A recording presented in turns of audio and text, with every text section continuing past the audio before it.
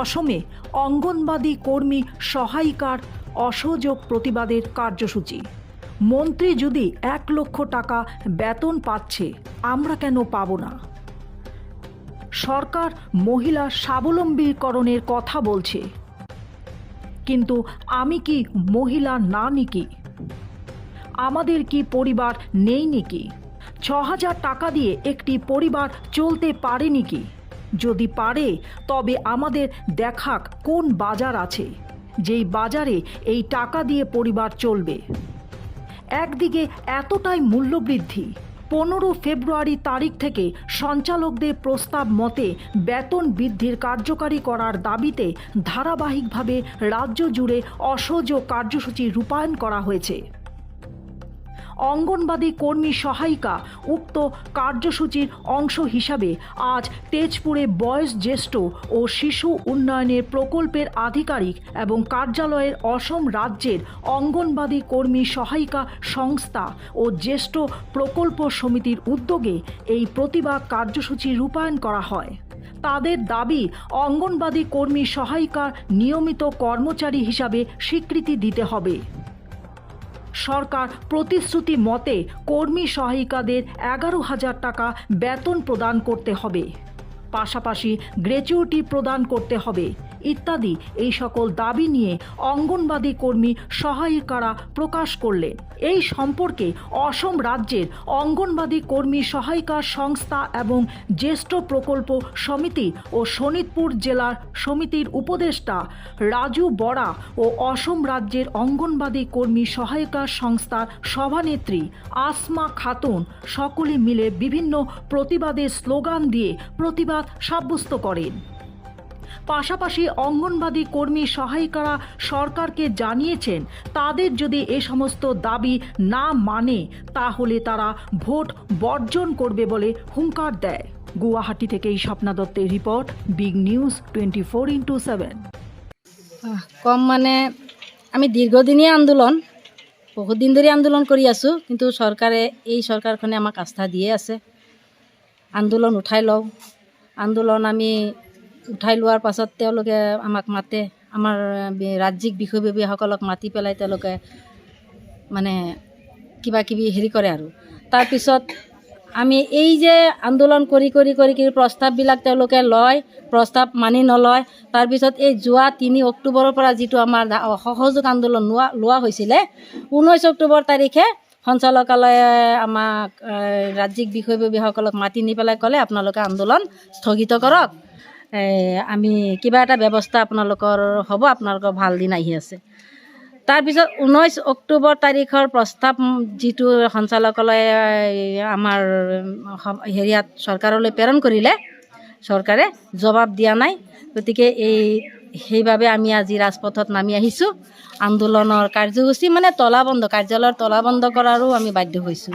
অনিৰ্দিষ্ট কাললৈ আমাৰ আন্দোলন চলি থাকিব, যেতিয়ালৈকে চৰকাৰে আমাৰ ন্যায্য দাবীখিনি মানি নলয়। চাওক, আমাৰ ন্যায্য দাবী বুলি এইকাৰণেই কৈছোঁ, আমি অসম ৰাজ্যত চৰকাৰে কিয় দিব পৰা নাই? অল ইণ্ডিয়াত বেলেগ বেলেগ ষ্টেটবিলাকত যেনেকৈ দি আছে মাননি, বহুত উদাহৰণ আছে। গোটেইখিনি ষ্টেটৰ ক'ব নাযাওঁ, বহুত ষ্টেটে আমাতকৈ বেছি 15,000, 16,000, 25,000, 24,000লৈকে তেওঁলোকে মাননি পাই আছে। মজুৰি নোহোৱালৈকে মাননি দি আছে। অসম চৰকাৰে আজিলৈকে আমাক কিয় দিব পৰা নাই? আৰু অসম চৰকাৰে আমাকতো দিয়াও নাই। নিদিয়াৰ আগতে মহিলা সবলীকৰণ বুলি কৈছে। মহিলা ক'ত সবলীকৰণ হৈছে? আমি অংগনবাদী কৰ্মী সহায়িকা মহিলা নহয় নেকি?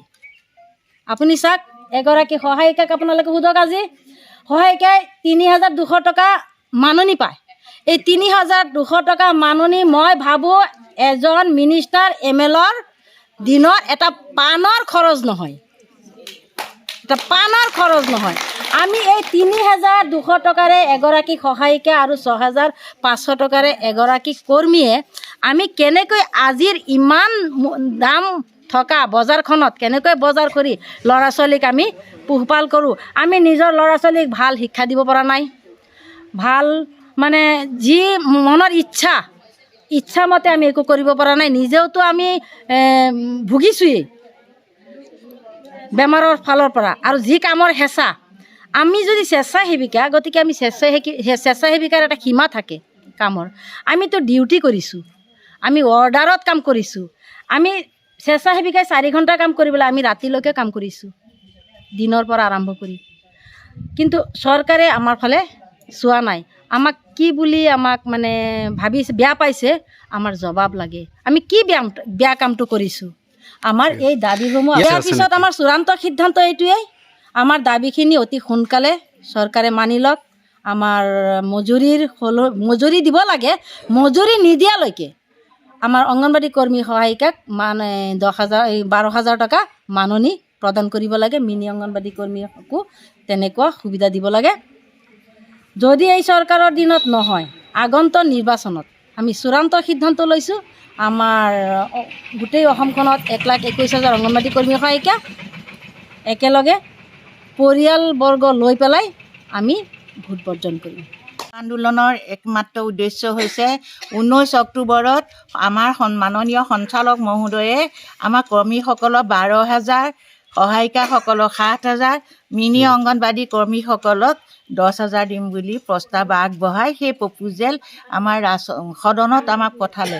কিন্তু বহুতবাৰ আমাৰ ৰাজ্যিক কমিটি বা আমি জিলা কমিটিয়ে গৈ পেলাই আমি তেখেতসকলক লগ পাব নোৱাৰোঁ। মন্ত্ৰী মহোদয়ে কোনোপধ্যে আমাক লগ নিদিয়াৰ কাৰণে তাৰপিছত আমি আছিলোঁ আৰু তেওঁলোকে আমি 5 ফেব্ৰুৱাৰীৰ পৰা যেতিয়া বাজেট অধিৱেশন হ'ল, আমি ভাবিলোঁ কি তেওঁলোকে প্ৰস্তাৱটো চাগৈ বাজেট অধিৱেশনত আমাক কিবা এটা গ্ৰহণযোগ্য কৰিব চাগৈ।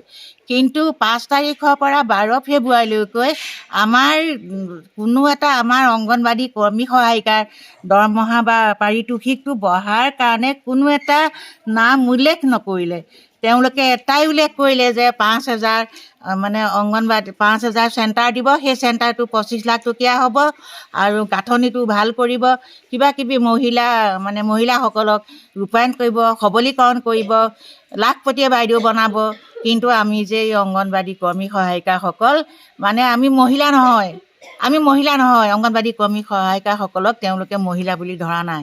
যদি ধৰিলে হয়, এই বাজেটত আমাক অন্ততঃ সেই 12,000 আৰু এই 10,000 আৰু 7,000 টকাটো তেওঁলোকে আমাক কিবা এটা জবাব দিলে হয়। কিন্তু জবাব নাই। তেওঁলোকে খালি এটাই কৰাই আমাক কামেই কৰাই থাকে। চব পিনৰ পৰা আমাৰ হাতোৰে কাম কৰাব, কিন্তু আমাৰ চিন্তা নকৰে। জয়ন্ত মল্ল বৰুৱাদেৱে আৰু ছাৰে আৰু কেশৱ মহন্ত ছাৰেদেৱে কৈছে আমি বোলে স্বেচ্ছাসেৱক। আমি স্বেচ্ছাসেৱক হিচাপে হয়, কিন্তু আমি ইণ্টাৰভিউ দি এপইণ্টমেণ্ট লৈছোঁ। তেওঁলোকৰ দৰে ভোট গ্ৰহণ কৰি পেলাইতো আমি লোৱা নাই। তেওঁলোকো স্বেচ্ছাসেৱী হয়। যদি তেওঁলোকে 1,72,000 টকা দৰমহা পাব পাৰে, আমি অংগনবাড়ীয়ে কিয় 20-25,000 টকা দৰমহা পাব নোৱাৰোঁ? কিয় নিদিয়ে আমাক 20-30,000? নালাগে আমাক এতিয়া বৰ্তমান মাননি নহয়, মজুৰিটো দিয়ক। মজুৰিটো দিবলৈ তেওঁলোকে সক্ষম নহয়। 12,000 টকা মজুৰি হ'লেতো 15,000 টকা হ'ব লাগে। আমি মানিছোঁ, হওক দিয়ক, 12,000 টকা দিব লাগে বুলি। এই বাজেটত আমি ইমান আশা কৰিছিলোঁ, অংগনবাড়ী কৰ্মী সহায়িকাই ইমানেই আশা কৰিছিলোঁ, আশাৰ ৰেঙনি দেখিছিলোঁ। সদায় বাজেটৰ 12 তাৰিখলৈ বাট চাই আছিলোঁ, কিন্তু 12 তাৰিখে আমাৰ অংগনবাড়ী কৰ্মী সহায়িকাসকলৰ একোৱেই নাই। 6,500 আৰু 3,200 টকালৈ আমি সংসাৰ চলাব লাগে, কাৰণ আমি স্বেচ্ছাসেৱী যে। আমাৰ ল'ৰা ছোৱালীও নাই, ঘৰ দুৱাৰো নাই, আমি ঘৰো চলাব নালাগে। ৰাতিপুৱা 9টা বজাৰ পৰা আমি ৰাতি 12টালৈ আমি অংগনবাড়ী কাম কৰিব লাগিব, বিয়লো কৰিব লাগিব আৰু NRC কৰিব লাগিব, পলিঅ' কৰিব লাগিব, আৰু যে যিমান কাম আছে। ভোট কেন্দ্ৰত নাম উঠোৱা, ভোট কেন্দ্ৰলৈ যোৱা, এজনী মানুহে 4ফাল হ'ব লাগিব। তেনেকৈ আয়ুষ্মানটো আছে আমাৰ লগত, তাৰ লগত তথাপিতো অৰুণোদয় আছে, আয়ুষ্মান আছে। ইমানখিনি কাম কৰা স্বত্তেও আমাক তেওঁলোকে মাহিৰাই চকুৰে চালে। গতিকে আমি এতিয়া অসহযোগ আন্দোলন কৰিছোঁ, যেতিয়ালৈকে আমাক ইয়াৰ সৎ উত্তৰ নিদিয়ে। সৎ উত্তৰ নিদিয়ালৈকে যদি নিদিয়ে, আমি ৰাজপথ অৱৰোধ কৰিম, ৰাজপথ বন্ধ কৰিম। যেনে মিছন চাৰিআলিত শোণিতপুৰ জিলাই কৰিব, যেনে ট্ৰেইন অৱৰোধ কৰিম। আমি গোটেই অসমে ইণ্ডিয়া একেলগে কৰিম।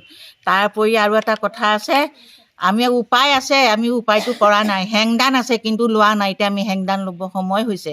কি কৰিম জানে? হেংদানত আমি অহা ইলেকশ্যনত আমি ভোট বৰ্জন কৰিম। এই ভোট বৰ্জন কিমানে কৰিম? 1,21,000 অংগনবাড়ী কৰ্মী সহায়িকাই আমি ভোট নিদিওঁ। অকল সেইটোৱে নহয়, আৰু আছে উপায়। আমাৰ যে ল'ৰা ছোৱালী, আমাৰ পৰিয়ালতো ভোট আছে, কমেওতো 200-100 ভোট আছে গোটেই পৰিয়ালটোত, আৰু সহায়িকাও তেনেকৈ আছে। আৰু সেই কৰ্মী সহায়িকা পৰিয়াল আৰু কৰ্মী সহায়িকা আমি ভোট বৰ্জন কৰিম।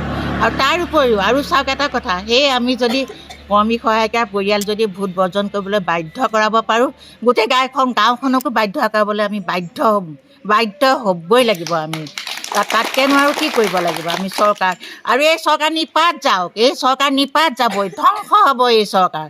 এই চৰকাৰ বহুত ফুটনি হৈছে, আমাক মহিলা বুলি গণ্যই নকৰে।